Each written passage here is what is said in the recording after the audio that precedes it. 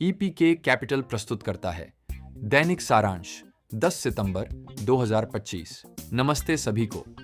ईपीके capital के दैनिक संक्षिप्त video में आपका स्वागत है। मैं आपका होस्ट ऋत्विक हूं। इस श्रृंखला में हम आपको अपडेट करने और विश्व भर में आए वित्तीय समाचारों को समझाने का प्रयास करते हैं। तो बिना किसी देरी के चलिए शुरू करते हैं। प्रमुख स्टॉक मार्केट सूचकांक विश्वव्यापी बंद स्तर। आइए शुरुआत करते हैं बड़े नंबरों से, जहां बुधवार 10 सितंबर 2025 को दुनिया के सबसे महत्वपूर्ण स्टॉक सूचकांक बंद हुए। संयुक्त राज्य अमेरिका S&P 500 6.7 पर बंद, 0.37% की बढ़ोतरी। डाउ जोन्स इंडस्ट्रियल एवरेज 4,764 पर बंद, 0.43% की बढ़ोतरी। नास्डैक कंपोजिट 21,849 पर बंद, 0.37% की बढ़ोतरी। US 500 सूचकांक ने 6,535 अंकों का नया ऑल टाइम हाई दर्ज किया, मैक्रो अनिश्चितताओं के बावजूद निरंतर गति दिखाते हुए। यूरोप FTSE 902 डिवाइलीज पर 0.3% की बढ़ोतरी। टैक्स 23,846 0.37% की गिरावट। CAC 40 7,719 0.19% की बढ़ोतरी। एशिया प्रशांत निकी 225 23,807 0.77% की बढ़ोतरी। निक्केई ने आज पहले ही 24,000 के स्तर को पार कर लिया। व्यापार सौदों और संभवतः सरकारी खर्च में बढ़ोतरी के आशावाद पर नए रिकॉर्ड स्थापित किए। हैंगसेंग 26,190.2 1.08% की बढ़त। शंघाई कंपोजिट 3,806.8 मामूली गिरावट, 0.02% भारत। BSI सेंसेक्स 41,312 पर बंद, 281 अंक की बढ़त। निफ्टी 50 24,968 पर बंद, 2990 अंक की बढ़त। स्मॉल और मिड कैप सूचकांकों में 0.6 से 0.7% की बढ़त देखी गई, क्योंकि IT और बैंक स्टॉक्स ने ऊपर की ओर बढ़त को प्रेरित किया।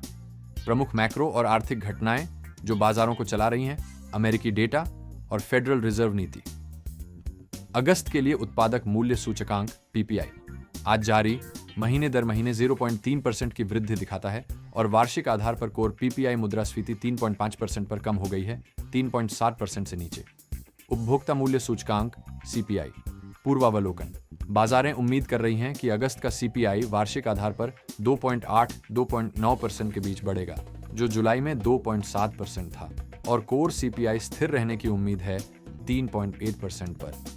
यह फेड के पारंपरिक 2% लक्ष्य से ऊपर है, जो 17 सितंबर को होने वाली FOMC बैठक से पहले सतर्कता बढ़ाता है। फेडरल रिजर्व दर कट की उम्मीदें। एक नकारात्मक वेतन संशोधन 911,000 नौकरियां ने दर में कटौती की उम्मीदें बढ़ा दी हैं, जिसमें व्यापारियों ने अगले सप्ताह राहत की 75% संभावना को मूल्यांकित किया है।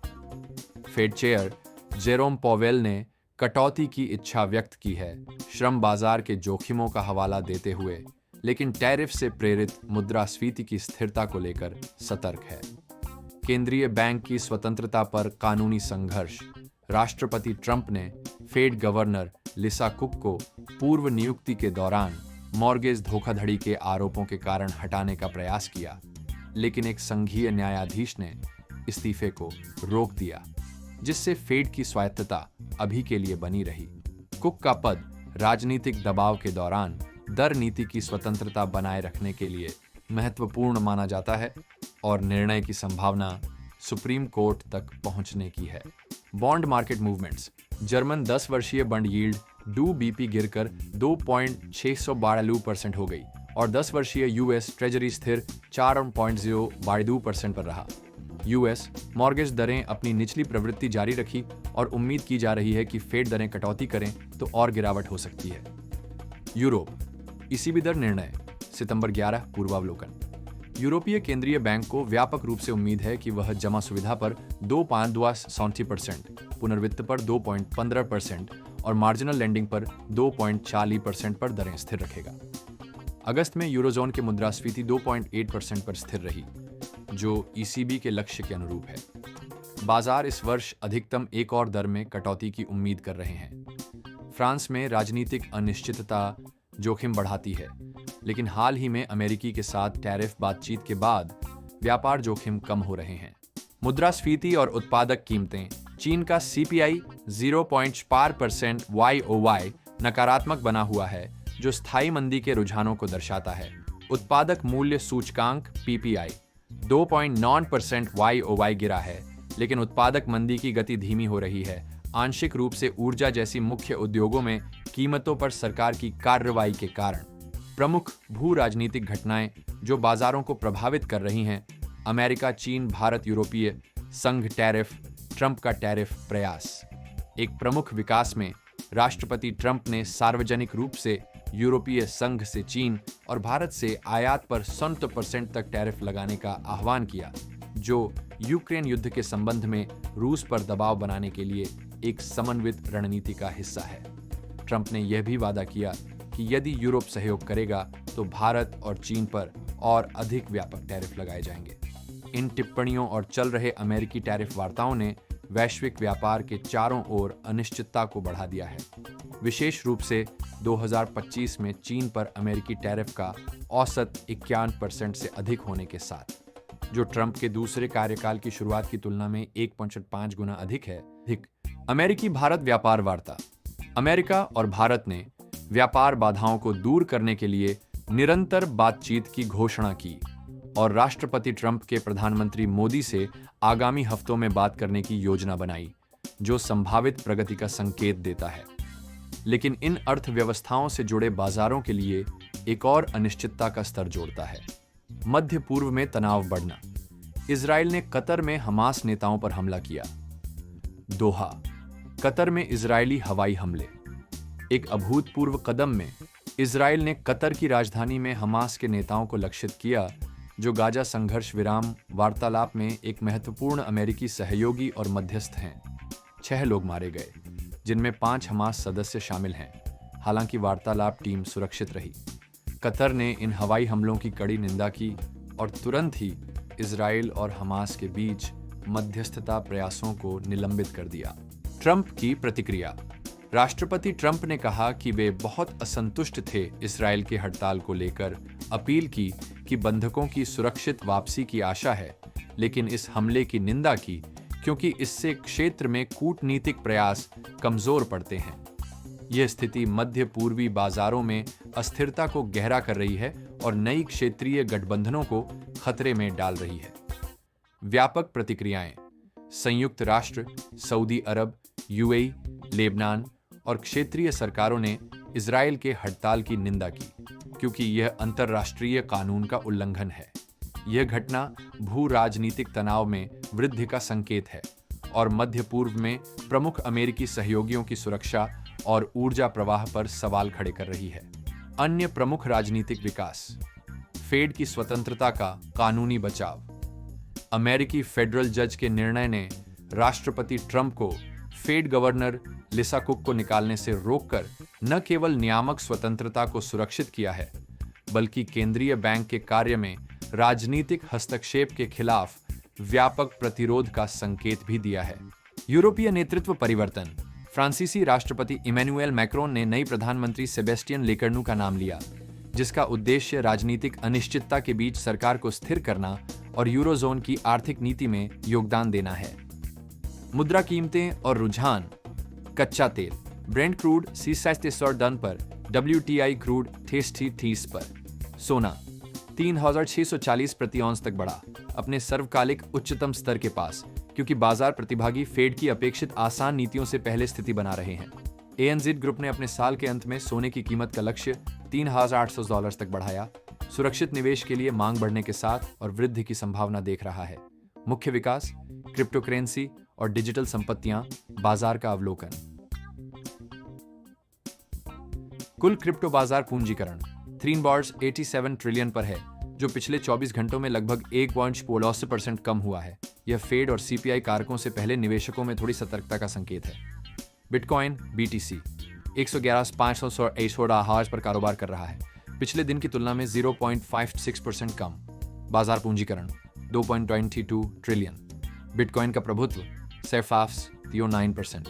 एथीरियम ETH 4,855 पर, बाजार पूंजीकरण 519.7 बिलियन। ईथेरियम मूल्य क्रिया में 0.6% परिवर्तन दिखा, 4,320 समर्थन के ऊपर मजबूती से बना रहा और 4,700 प्रतिरोध क्षेत्र को लक्षित कर रहा है। एथीरियम लगभग 70% ब्लॉकचेन प्रवाह को संसाधित करता रहता है, जिससे DeFi में प्रब डोमिनेंस बना रहता है। ऑल्ट कॉइन और रुझान। CMC alt coin season index bye top 100 पर कैपिटल रोटेशन संकेत दे रहा है। छोटे सिक्कों और नए टोकनों में मूवमेंट। मजबूत गति के साथ शीर्ष विकल्पों में एरो, पंप, एलडीओ, ईटीएच और ईटीएचएफआई शामिल हैं। XRP समाचार। XRP ने ब्लूमबर्ग गैलेक्सी क्रिप्टो इंडेक्स में फिर से प्रवेश किया, 14% के साथ दूसरा सबसे बड़ा वजन सुरक्षित किया। बाजार पूंजीकरण अब 176.2 बिलियन पर है, जो पिछले साल से एक नाटकीय उछाल है। उद्योग समाचार। डिजिटल एसेट अपनाना। QMMM होल्डिंग्स ने $100 मिलियन का डिजिटल एसेट ट्रेजरी लॉन्च किया, जिसमें BTC, ETH, SOL शामिल हैं, जिससे 1786% की स्टॉक कीमत में उछाल आया, जिसके बाद घंटों के बाद ठंडक आई। यह कदम एशिया प्रशांत में आक्रामक ब्लॉकचेन आवंटन मॉडलों को रेखांकित करता है। एशियाई नियामक प्रगति। दक्षिण कोरिया ने क्रिप्टो कंपनियों के लिए वेंचर मान्यता पर 7 साल का प्रतिबंध समाप्त कर दिया, जो वैश्विक समरूपता और ब्लॉकचेन नवाचार के लिए प्रेरक नीति का संकेत है। वियतनाम ने अपनी डिजिटल संपत्ति बाजार के लिए एक विनियमित 5 वर्षीय पायलट शुरू किया। एंट ग्रुप के ब्लॉकचेन कदम। चीन में एंट ग्रुप $84 अरब की राष्ट्रीय ऊर्जा संपत्तियों को टोकनाइज कर रहा है, जिसमें 15 मिलियन सोलर पैनल और टर्बाइनों का डेटा ब्लॉकचेन से जुड़ा है। यह पहल पारंपरिक वित्तीय मध्यस्थों को बायपास करने और परियोजना वित्तपोषण लागत को कम करने के लिए डिजाइन की गई है। क्रिप्टो संस्थागत कदम। ब्लैक रॉक ने डिजिटल संपत्ति रणनीतियों में $277 मिलियन स्थानांतरित किए और गूगल क्लाउड ने वित्तीय संस्थानों के लिए यूनिवर्सल लेजर ब्लॉकचेन लॉन्च किया, जो प्रमुख निगमों और ब्लॉकचेन अवसंरचना के बीच संबंधों को मजबूत कर रहा है। मेमे कॉइन्स। पेपे कॉइन और डोज कॉइन ने कीमतों में वृद्धि देखी, जिसमें पेपे कॉइन ने महत्वपूर्ण $0.01 स्तर को पार किया। स्थिर मुद्रा और मेमे कॉइन की मांग मजबूत दिख रही है, क्योंकि खुदरा निवेशक अस्थिर संपत्तियों में स्थानांतरित हो रहे हैं, जबकि मैक्रो अस्थिरता कम है। निवेशकों के लिए अंतिम विचार और मुख्य बातें। 1. बाजार स्थिर रहते हैं।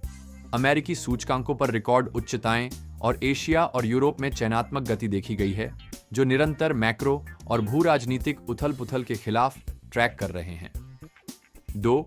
मैक्रो इकोनॉमिक डेटा एक ठंडे होते श्रम बाजार और चिपकी हुई मुद्रास्फीति की ओर संकेत करता है, जो फेड के जल्द ही आसान करने के मामले को मजबूत करता है, जो बदले में स्टॉक्स, बॉन्ड्स और डिजिटल एसेट्स में अस्थिरता ला सकता है। 3. बढ़ते हुए भू राजनीतिक घटनाक्रम, विशेष रूप से इजराइल कतर हमास टकराव और ट्रंप की टैरिफ की मांगें बाजारों और व्यापार प्रवाह में नई अनिश्चितता की परतें जोड़ रही हैं। 4. क्रिप्टोकरेंसी क्षेत्र प्रमुख मूल्य कार्रवाई, नियामक उदारताओं और कॉरपोरेट निवेश संकेतों के साथ सुर्खियों में बना रहता है, जो विविध पोर्टफोलियो के लिए जोखिम और अवसर दोनों प्रदान करता है। 5.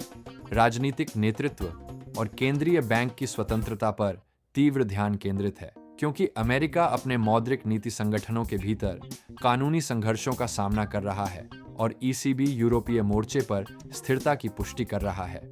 यह हमें आज के व्यापक बाजार सारांश के अंत तक ले आता है। सभी मैक्रो, राजनीतिक और क्रिप्टो संबंधित ताज़ा खबरों के लिए EPK कैपिटल और EI रिपोर्टिंग टीम के साथ बने रहें। अधिक उच्च प्रभाव वाले बाजार विश्लेषण के लिए लाइक करें, शेयर करें और सब्सक्राइब करें, जो सीधे आपके फीड में पहुंचेगा। और यह था इस वीडियो के लिए हमारा सब कुछ। देखने के लिए धन्यवाद। यदि आपको यह वीडियो मूल्यवान लगी हो तो कृपया लाइक बटन दबाएं, हमारे चैनल को सब्सक्राइब करें और हमें कमेंट में बताएं कि आप अगली बार किस कंपनी का विश्लेषण चाहते हैं।